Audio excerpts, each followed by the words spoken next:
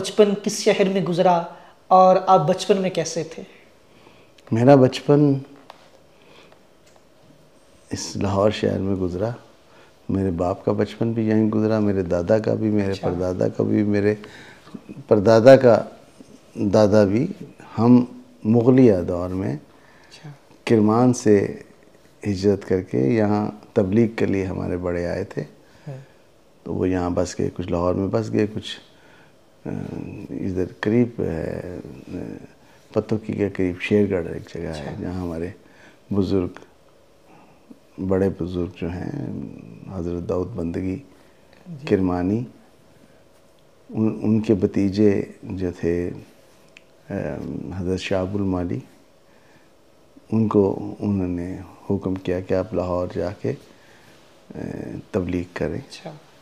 तो तब से हम लाहौर में। अच्छा, तो आपने तालीम कहाँ तक हासिल की? ग्रेजुएशन है। अच्छा, बचपन का कोई ऐसा यादगार वाक़या जो आपको अब तक याद हो?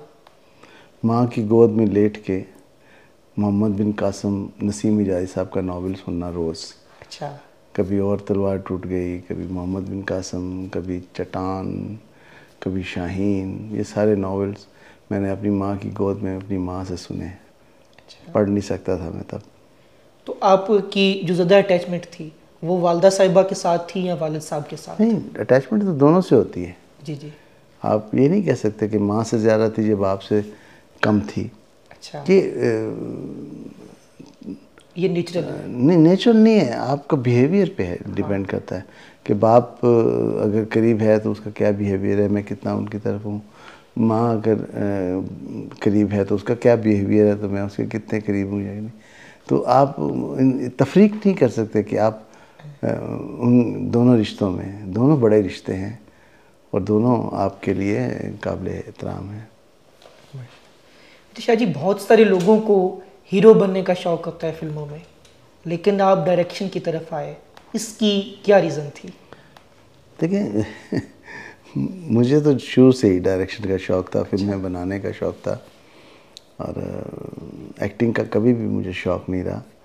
मैंने हीरो इंट्रोड्यूस कराए हैं तो मैं चाहता तो मैं ख़ुद अपने आप को इंट्रोड्यूस करा सकता था, लेकिन ऐसा नहीं हुआ क्योंकि मुझे कैमरा के पीछे खड़ा होना अच्छा लगता था।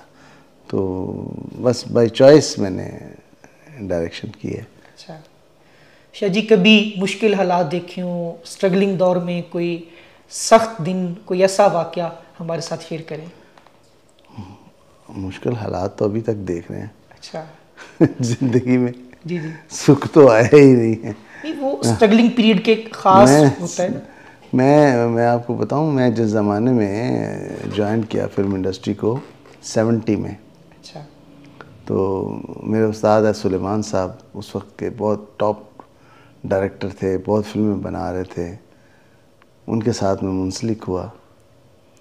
और ये वो ज़माना 70 का जब इकबाल टाउन नहीं था, पीछे खेत थे, सामने जो गांव हैं इतने शहर बस गया हुआ है और कुछ नहीं था, एक दो दुकानें हुआ करती थी।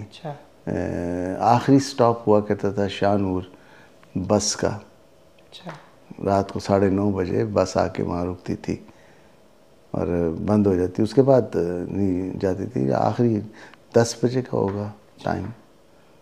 तो मैं मिकलो रोड पे रहता था, तो पैसे भी नहीं होते थे जाने के लिए और कन्वेंस मुयस्सर भी नहीं थी उस वक्त। उसमें रिक्शे भी कम ही एक का दुका होते थे और वैगन का तो खैर नामो निशान नहीं था। बस थी या रिक्शा था या टैक्सी थी। अच्छा, ये 3 चीज़ें थी। बाइक भी किसी किसी के पास होती थी। मैं फिर पैदल चलता था। अच्छा, मैं एवेन्यू स्टूडियो से मिकलो रोड तक पैदल जाया करता था और मेरा जूता भी टूट जाता था, मैं फिर उसे मरम्मत कर लेता था, फिर चल पड़ता था। तो डर भी लगता था, यंग था बहुत, 21-22 साल का, और रात के 2 बजे आप स्टूडियो से शूटिंग पैकअप हुई है, सब अपने अपने अरेंजमेंट में चले गए हैं और आप अकेले जा रहे हैं। बिल्कुल। और आपको 1.5 घंटा 2 घंटे लगते थे वहाँ पहुँचने में पैदल, लेकिन मेरा पैशन था।